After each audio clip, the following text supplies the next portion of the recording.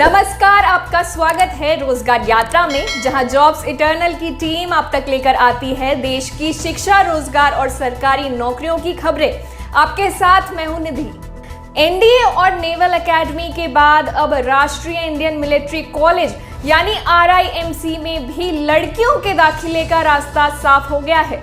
Supreme court ने केंद्र सरकार की इस योजना को मंजूरी देते हुए राष्ट्रीय इंडियन मिलिट्री कॉलेज यानी RIMC में इसी साल दिसंबर से लड़कियों के एडमिशन की प्रक्रिया शुरू करने का निर्देश दिया है।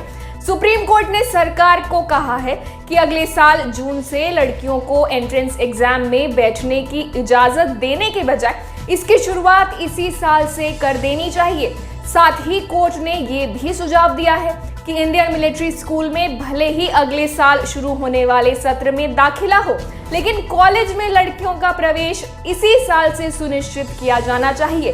सरकार ने कोर्ट में दायर हलफनामे में कहा कि लड़कियों को अगले साल RIMC के लिए आयोजित होने वाली अखिल भारतीय प्रवेश परीक्षा में बैठने की अनुमति दी जाएगी।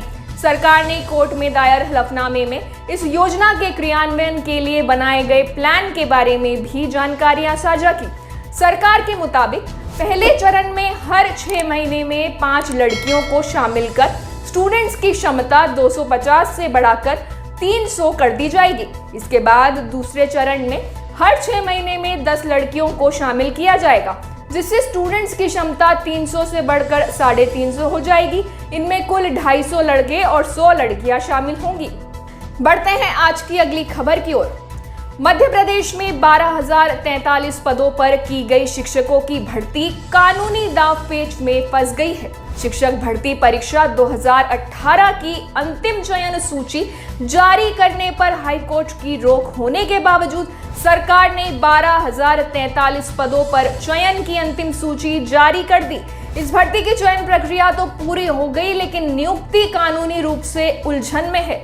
अब राज्य सरकार ने हाईकोर्ट में एक आवेदन पेश कर शिक्षक भर्ती पर कोर्ट की सहमति मांगी है। हाईकोर्ट में assistant solicitor general KM Natarajan द्वारा पेश किए आवेदन में राज्य सरकार ने दलील दी है कि 12,000 पदों पर शिक्षक भर्ती विशेषज्ञों से कानूनी राय लेकर की गई है। इसमें भर्ती प्रक्रिया को चुनौती देने वाले याचिकाकर्ताओं का संकाय छोड़कर अन्य विषयों के शिक्षकों की भर्ती की गई है। आवेदन में सरकार की ओर से ये दलील भी दी गई है कि प्रदेश के स्कूलों में शिक्षकों के पद खाली हैं। बच्चों को शिक्षा का मूलभूत अधिकार देने के लिए शिक्षकों की भर्ती जरूरी थी। हाईकोर्ट में दायर राज्य सरकार के इस आवेदन पर OBC आरक्षण से जुड़ी सभी याचिकाओं के साथ 25 अक्टूबर को सुनवाई की जाएगी। अब देखना होगा कि कोर्ट हाल ही में हुई शिक्षक भर्ती को अपने पूर्व आदेश की अवमानना मानती है या सरकार को राहत देती है। वहीं वकीलों की हड़ताल के कारण हाईकोर्ट में किसी वकील ने पैरवी नहीं की, जिसकी वजह से 27% OBC आरक्षण मामले पर सुनवाई नहीं हो सकी। बात करते हैं आज की अंतिम खबर की। कर्मचारी चयन आयोग यानी SSC ने SSC CHSL परीक्षा 2020, SSC CGL परीक्षा 2020 और अन्य भर्ती परीक्षाओं के लिए एग्जाम शेड्यूल जारी कर दिया है। कैंडिडेट्स इसे आधिकारिक वेबसाइट ssc.nic.in पर जाकर चेक कर सकते हैं। जारी कार्यक्रम के अनुसार CHSL 2020 10+2 की टियर 2 डिस्क्रिप्टिव 9 जनवरी 2022 को आयोजित होगी।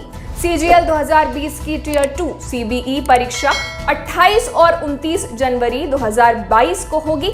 CGL 2020 की टियर 3 डिस्क्रिप्टिव 6 फरवरी 2022 को आयोजित होगी। CGL 2020 की टियर 3 परीक्षा CBE परीक्षा 2 फरवरी से 10 फरवरी 2022 तक होगी। इसके अलावा SSC ने विभिन्न भर्ती परिणामों की स्टेटस रिपोर्ट भी जारी की है। सभी उम्मीदवार SSC के रिजल्ट की तारीख देखने के लिए आधिकारिक वेबसाइट विजिट करते रहें। आपको बता दें, SSC टियर 2 के लिए CHSL परीक्षा 2020 पेन और पेपर मोड में आयोजित की जाएगी और यह 100 नंबर की होगी। वहीं SSC CGL टियर 2 परीक्षा 2020 ऑनलाइन मोड में आयोजित की जाएगी। परीक्षा के लिए एडमिट कार्ड जल्द ही जारी किए जाएंगे। आज की रोजगार यात्रा में बस इतना ही। किसी भी सरकारी नौकरी की जानकारी और आवेदन हेतु आप डिस्क्रिप्शन में दिए गए लिंक पर क्लिक कर हमारी वेबसाइट jobseternal.com पर जा सकते हैं।